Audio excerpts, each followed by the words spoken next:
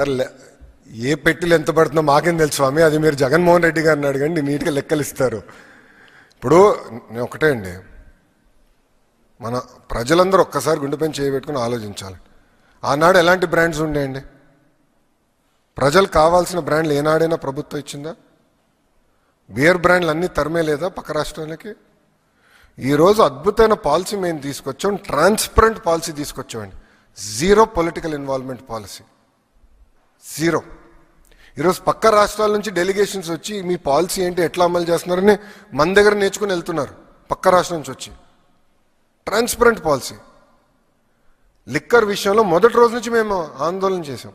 మేము చెప్పాం, కల్తీ మద్యం అమ్మి ముందల బాబుల్ని చంపేస్తున్నారు, దీనివల్ల ప్రజలు తీవ్రంగా ఇబ్బంది పడుతున్నారు, లివర్ సిరోసిస్ పెరుగుతుంది, లివర్ ఫెయిల్యూర్స్ అవుతున్నాయి, ఎక్కువ మంది చనిపోతున్నారు పదే పదే చెప్పాం.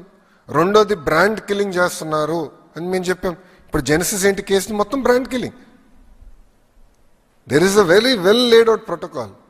ఒక బ్రాండ్ని ఇంట్రడ్యూస్ చేయాలన్నా, ఒక బ్రాండ్ని తీసేయాలన్నా ఎక్సైజ్ పాలసీలో చాలా క్లియర్ ప్రోటోకాల్ ఉన్నాయి. అన్ని వయోలేట్ చేసి ఏకపక్షంగా చేశారు. డబ్బులు ట్రాన్స్ఫర్ అయింది, చెక్లో ట్రాన్స్ఫర్ అయింది. విచిత్రం ఏంటంటే ఒక లిక్కర్ కంపెనీ 400 కోట్ల బంగారం ఇప్పుడు ఉంటుందండి. అది రా మెటీరియలా మద్యానికి బంగారం? 400 కోట్లు అంటే మాకున్న ఇప్పటి వరకు బయటకు వచ్చింది. ఇంకెంతుందో, ఇంకా 5 సంవత్సరాల రికార్డులు కదా, టైం పడుతుంది.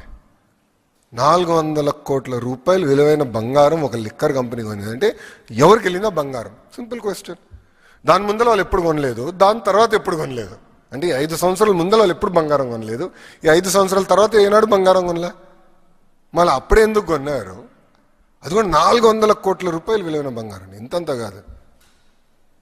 అంటే అంటే ఎంత అద్భుతమైన ఇన్వెస్ట్మెంట్ చేశారో అవినీతిలో కూడా నాకు అర్థమైంది అప్పుడు. ఎందుకంటే అప్పుడు బంగారం ధర కూడా తక్కువ ఉండే, ఇప్పుడు విపరీతం పెరిగిపోయింది. అంటే క్రిమినలైజేషన్ ఆఫ్ పాలిటిక్స్కి ఒక అద్భుతమైన ఉదాహరణ ఒక్క లిక్కర్లోనే అడ్డగోలుగా క్రిమినలైజేషన్ చేశారు.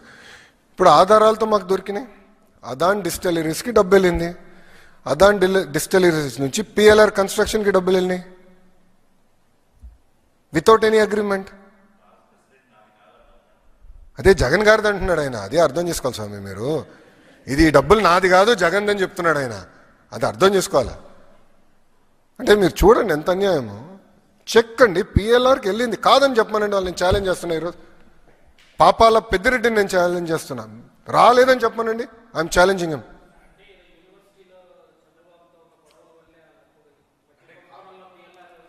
సార్ డబ్బులు వెళ్ళినాయా లేదా? అవినీతి సొమ్ము. సార్ పిఎల్ఆర్ అనేది ఒక కరప్ట్ కంపెనీ నంబర్ 1. వాళ్ళ బిజినెస్ ఏంటి? కన్స్ట్రక్షన్.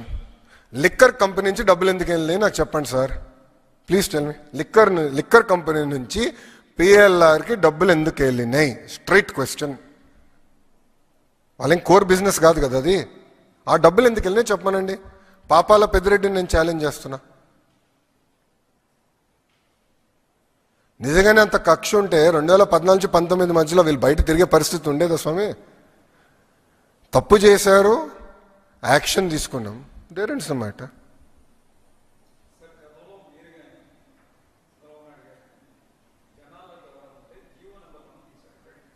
అవును,